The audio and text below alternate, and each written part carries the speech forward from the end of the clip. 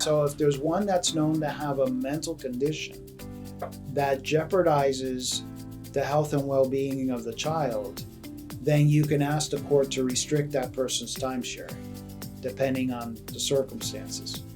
So again, I keep saying, depending on the circumstance, depending on the facts, because it really is case by case.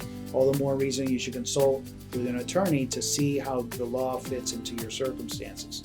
So depending on the circumstances, the court will consider restricting the other parent's timesharing arrangement if the other parent's mental health is compromised in any way, to the point that it could affect the child's health and well-being. And it's scary to look at statistics of how many people out there are drinking, and there's no law against it, or taking prescription medications for any number of mental health conditions or physical conditions, and they're still perfectly capable of being great parents. They could even have criminal histories. They don't have to be the ideal parent in order to have the child.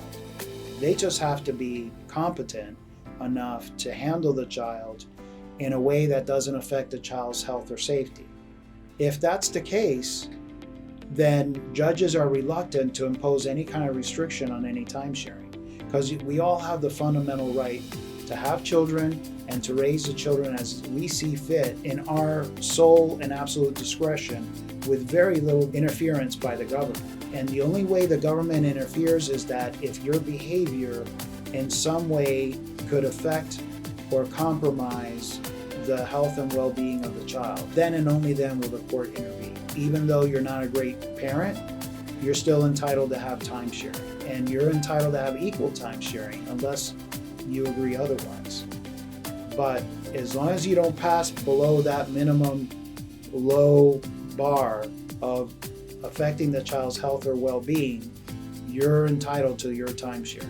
You could have been an alcoholic or drug addict in your past. You could even be struggling with some of those problems now, but you're being successfully treated, or it's under control, or you've overcome your addiction. You don't even have to prove it. The other person has to prove that you're an unfit parent, and we need to take these measures to protect the child. So as long as you come in and say, look, I'm a parent, I love my child, I want to spend time with my children, and then it's incumbent on the other parent to show that that's not the case, that your behavior is such that it could affect your well-being. So not only do they have to prove you have whatever it is wrong with you, but prove that that behavior can affect the health and well-being of the children. If it doesn't, you're okay to have timesharing.